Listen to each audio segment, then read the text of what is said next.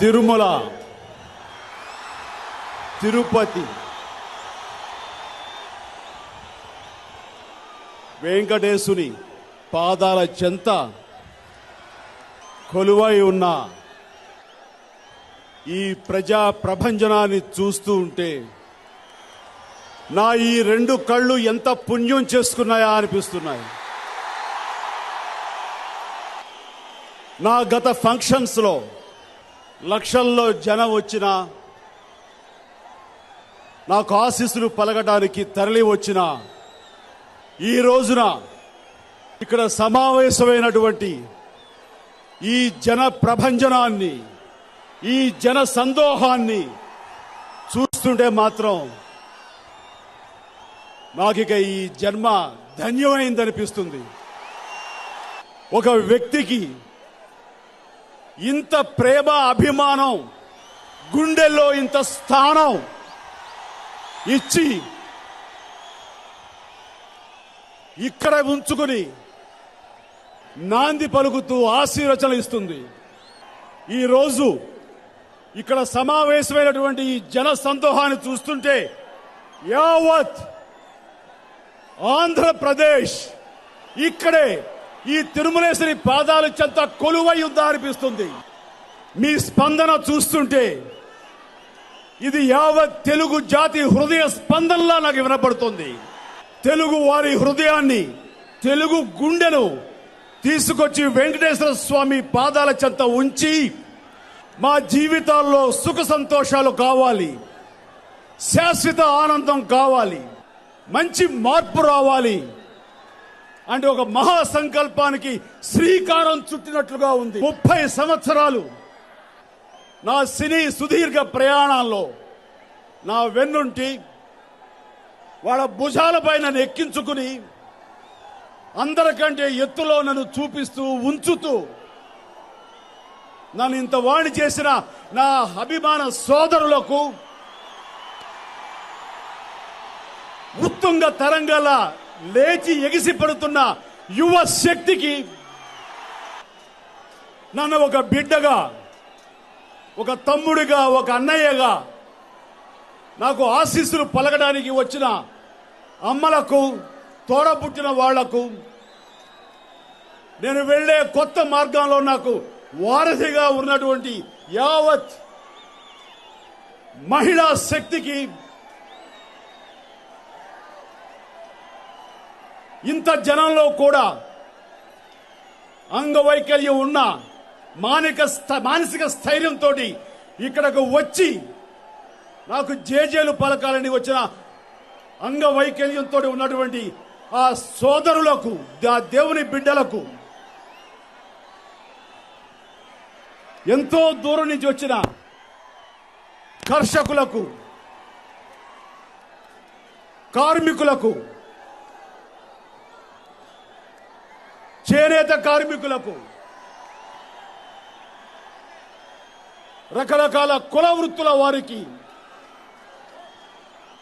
రెక్కాడితేనే గాని డొక్కాడని పరిస్థితుల్లో 2-3 రోజులు కేవలం ఈ సభకు వచ్చి నాకు ఆశీస్సులు పలకాలని విచ్చేసినటువంటి బడుగు బలహీన వర్గాల ప్రతినిధులకు, ప్రతి ఒక్కరికి ఈ రోజున టీవీల ద్వారా ఈ యొక్క అద్భుతమైనటువంటి, చారిత్రాత్మకమైనటువంటి ఈ యొక్క సమావేశాన్ని, ప్రభంజనాన్ని వీక్షిస్తున్న 50 మంది ప్రేక్షకులకు, వారు వీక్షించడానికి, చూడటానికి, వినటానికి, చదవటానికి అవకాశం కల్పించినటువంటి మీడియా, పత్రికా ప్రతినిధులకు, ఇంత లక్షల మంది ఉండి కూడాను టీవీలో చూస్తున్న ప్రతి ఒక్కరికి, రాష్ట్రం నలుమూలల, దేశం నలుమూలల ఎక్కడైతే తెలుగు వారు ఉన్నారో ఈ ప్రోగ్రాం చూసిన ప్రతి ఒక్కరికి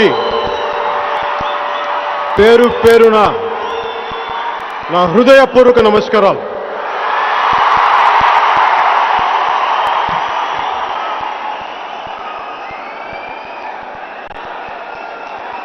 ఇప్పుడు నేనున్న పరిస్థితిని,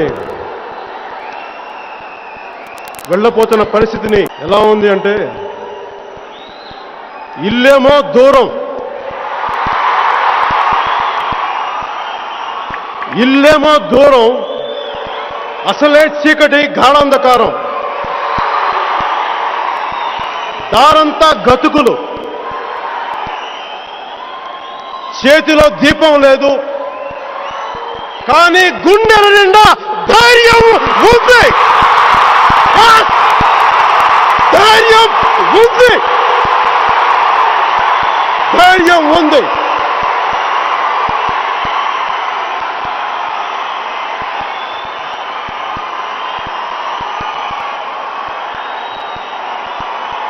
ఇది నా జీవితంలో చిన్నప్పటి నుంచి ఇప్పటిదాకా ఎలాంటి పరిస్థితులు వచ్చినా కానీ దేవరకొండ బాలగంగాధర్ తిలక్ రాసిన ఈ పద్యంలోని పంక్తులను గుర్తు తెచ్చుకుంటా ఉంటాను. ఎలాంటి కష్టసాధ్యమైన పనులైనా సరే గుర్తు తెచ్చుకుని ఇలా మీ ముందుకు వస్తుంటాను. ఎలాంటి దౌర్జన్యాలనైనా సరే, ఎలాంటి అవినీతినైనా సరే అరికట్టడానికి, పోరాటం చేయడానికి ఆ పంక్తుల్ని స్ఫూర్తిగా తీసుకుంటాను. ఇంగ్లీష్లో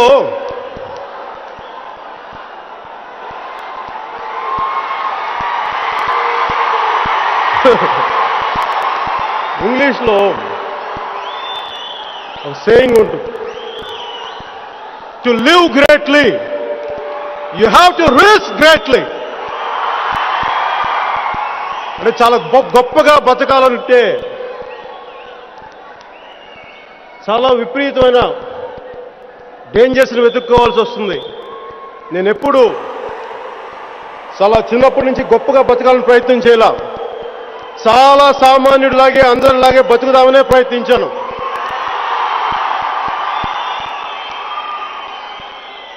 కానీ ప్రతిసారి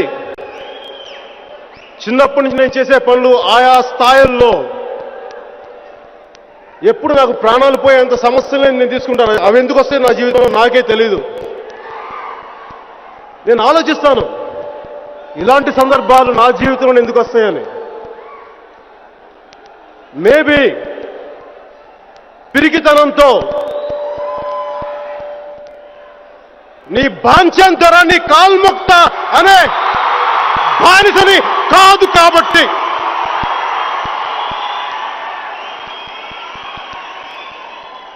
వెళ్ళి ఆ ఢిల్లీలో కూర్చున్న వాళ్ళందరికీ బానిసలు వెళ్ళి ధరాని కాల్ముక్త అంటే మన రాష్ట్రాన్ని, మన తెలుగు ప్రజల్ని ఈ పరిస్థితికి తీసుకొచ్చారు.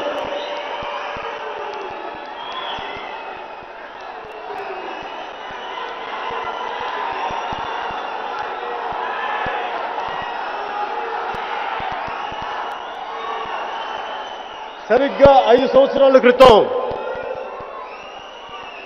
ప్రజారాజ్యం పార్టీ, అన్నయ్య చిరంజీవి గారు స్థాపించిన పార్టీలో అరే అన్నయ్యకి నేను ఎదురొస్తానా, అన్నయ్య మీద నా కోపం ఉంటుందా? ఉండదు.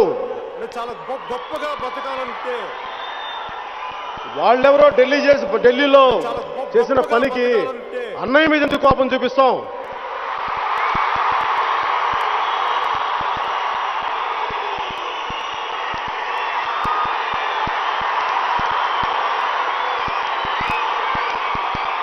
కాకపోతే మన కర్మ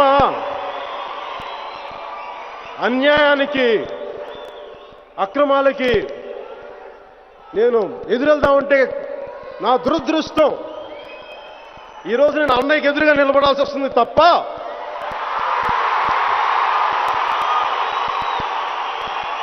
గుండెల్లో ఉన్న అన్నయ్య మీద ఎదురుగా కాదు, ఎదిరించి కాదు.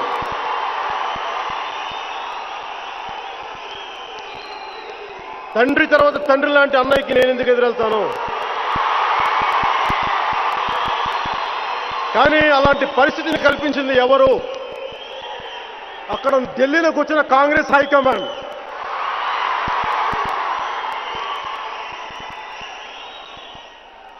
ఏదో శుభ్రంగా సినిమా